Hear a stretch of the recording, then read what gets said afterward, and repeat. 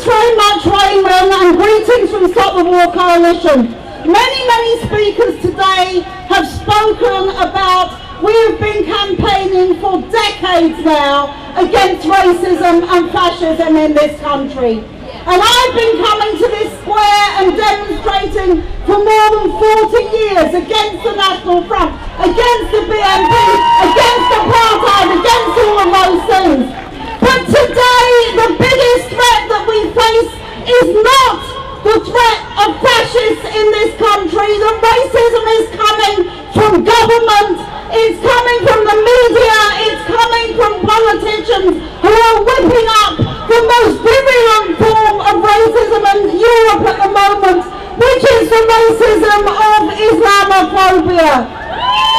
Muslims are being scapegoated every day in the newspapers. They're attacked for what they wear. They're attacked about their schools. They're attacked for what they eat. They're attacked if they stand up and oppose the government. And they're attacked on their civil liberties. 1,000 Muslims have been detained without charge under the terror laws. I want to make it absolutely clear.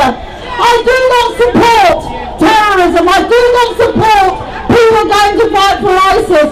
But I do not support the scapegoating and the attacks on people's rights that is now leading to Muslims being locked up for no reason at all. This is what happened to the Irish in the 1970s, and all of those cases were found out to be false. That is what we are doing. If we want to stop terrorism, look at what breeds terrorism. The wars that we have created in Afghanistan, in Iraq, in Libya. Now there are terrible terrorist attacks in Tunisia, in Yemen, across the Middle East. Who's responsible for this? The real victims of those terror attacks are mostly Muslims. The people responsible for it are the dictators in the Middle East, the US and Britain who've taken us into these wars. And we said in 2001 when they began, it would increase the attacks on civil liberties and it would increase Islamophobia. We are seeing both.